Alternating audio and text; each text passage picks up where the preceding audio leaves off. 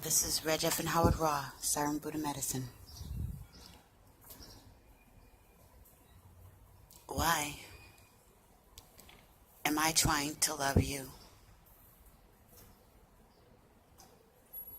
In a world where something like that is so silly, love yourself.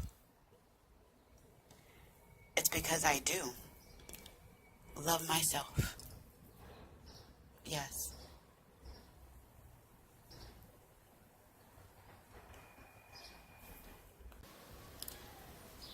It's much easier to follow the program and continue to hate, to follow the protocol. And I have to think about why I feel the way that I feel about the person in front of me, about the person not in front of me, about the person I'm internalizing that isn't even there.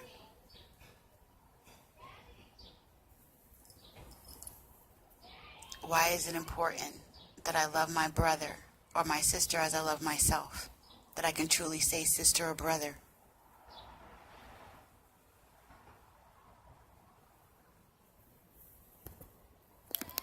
If I can't see you as I see myself, then all is lost for me. I'm aware that the toughest people are the ones who can love. It's very easy to use one of the checkbox lists, whether it be religion that helps one opt out of acceptance of others, whether it's cultural things or social status, positions, class, social classifications. All of these things by design, to help keep certain perimeters up within our society. And to no fault of our own, because that's just the way things were. We just followed along, followed suit, even when it didn't feel right. Some of us took to other bad behaviors to help us cope. We picked up different vices because something isn't quite right. I mean, you can feel very overwhelmed knowing that you can't change the entire world around you, and knowing if something is not right, even knowing what isn't right exactly, or coming close to it, or knowing some of the things that are wrong.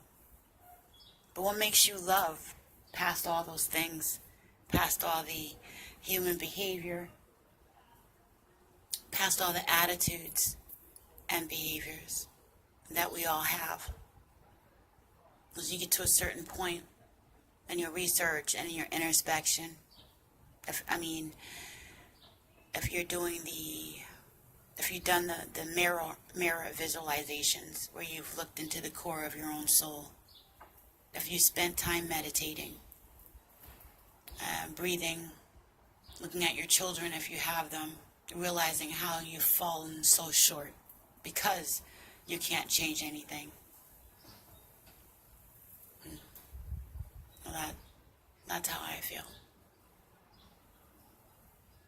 It's loving yourself past all of that and being in a moment, being able to change what you can. What can I change? I can change my vibration and my frequency. And I can say, where is love? I can look at myself and say, I am love. And that when people encounter me, that without reservation, I'm just going to be a blank slate, a mirror of what I see in front of me. I'm going to greet greetings with greetings. I'm not even gonna, it's like rock, paper, scissors. Just because you're sad doesn't mean I'm going to be sad, but I'm not going to allow you to affect me or afflict me with so much, especially if I'm not dependent.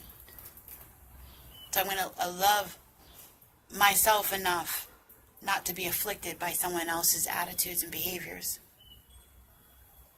I'm going to love you enough to be able to know my sociology, my behavioral psychology, you know, my occult systems knowledge, the fact that I know that they're using sound and noise technology frequency, and that the foods are bad, and people are really stressed out in their relationships, in their homes, in their families. Programmed by media, television, and music.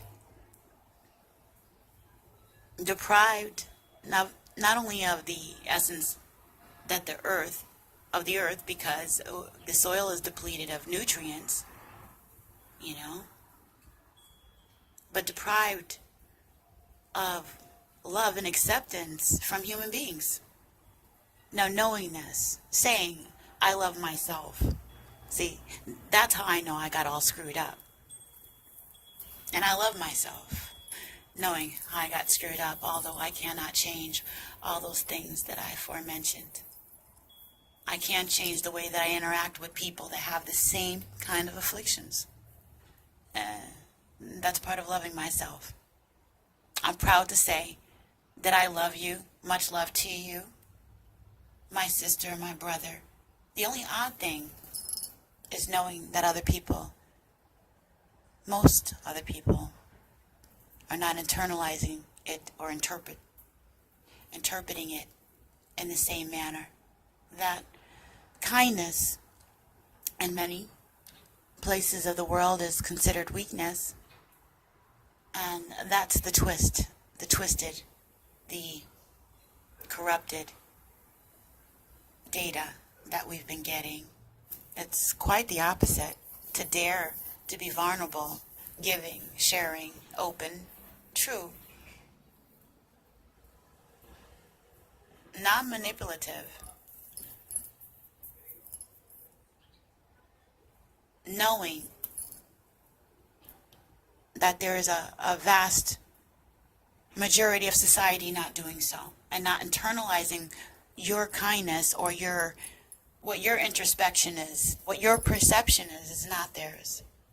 They see perhaps a sucker, perhaps someone needy, pushy, desperate, stupid, silly, immature, vulnerable, and perceive vulnerable as a negative thing, as something that shouldn't happen, as something that could be exploited, you know? It's like being able to know the lesser of two evils doesn't mean that you do the evil. People, my people, all people. It's like the tree of knowledge, you know? Not life where you're just living innocently, a part of creation, you know, but knowledgeable as to the fact that I just made. Good and evil. What is it to help or not help? To be loving or not be loving? What does that reflection look like? To internalize that, you've got to go into the darkest spaces that you'll ever want to go in. This is the deep work, to be able to look at self and root out the corruption, the corrupt programs that I aforementioned. We can choose our program, and we can actually watch what we want on the tunnel vision, on the internet, on the computer. We can punch in and dial codes and what we hear. We are crystal computers, and we take in data by way of food, what we hear, you know, our senses. Taste, right? Sound, touch.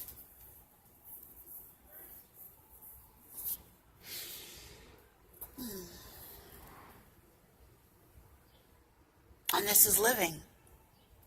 Your senses. And certain things set up off alarms, these programs. These programs are meant to set off alarms where there shouldn't be any.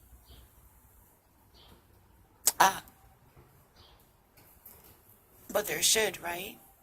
I mean, if you know that the other person has the potential to harm you, shouldn't you look for the harm? This is where it gets tricky. Not if you're aware that someone can do harm, but you know that you're not going to do harm, and you're aware of the laws of correspondence, right?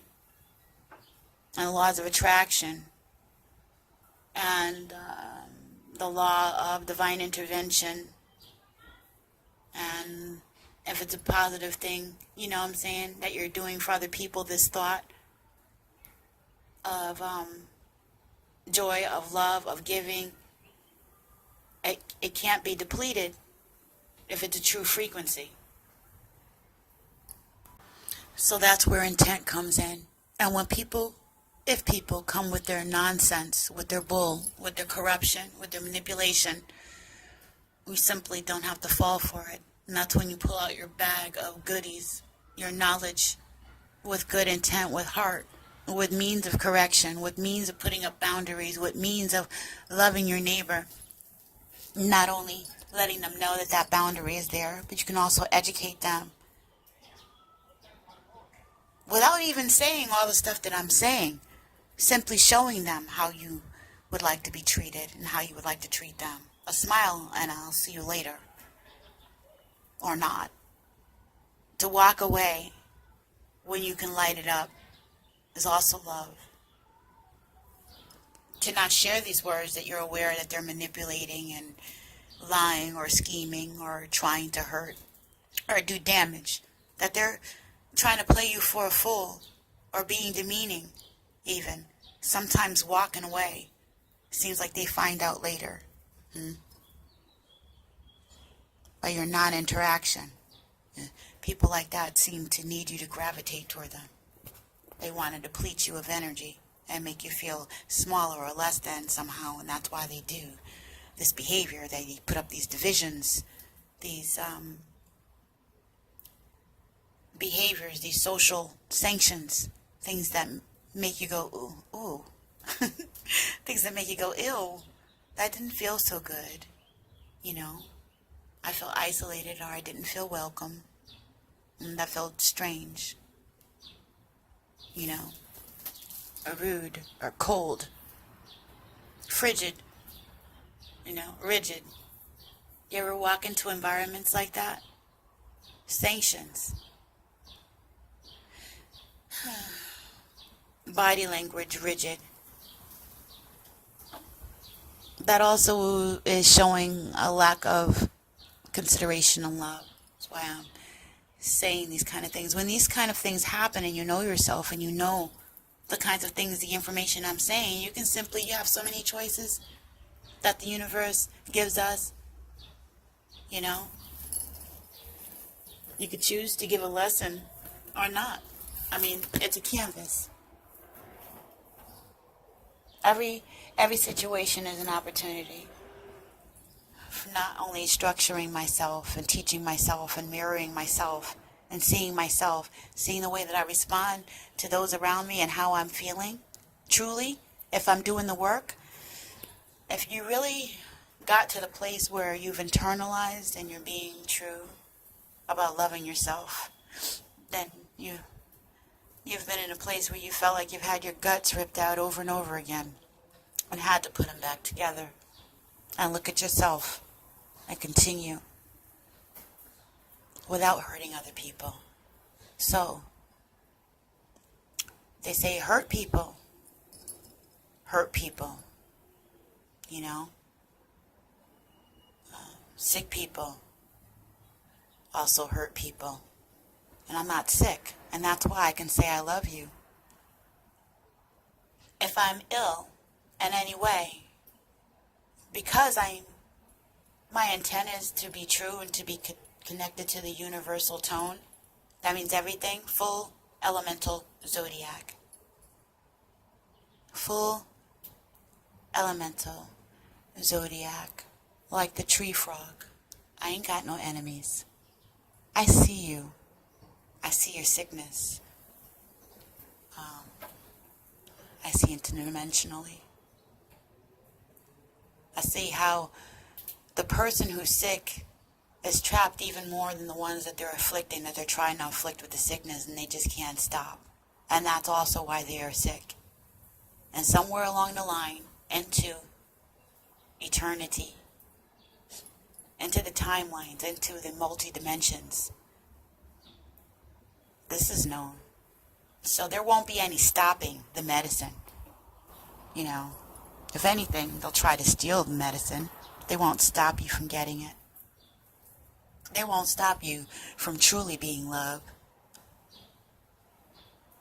Not at this point. Because this is what is needed. So, it can be quite frightening standing in that rift. I know that I'm not alone, and that's why I'm sharing this message. I had the flu once, and I got it down to a cold. See? And I try to keep it where it's not even a cold.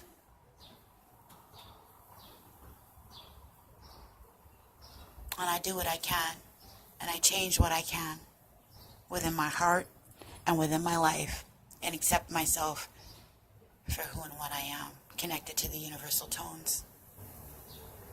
And there's times when I feel so alone, connected to so much. What a paradox that is.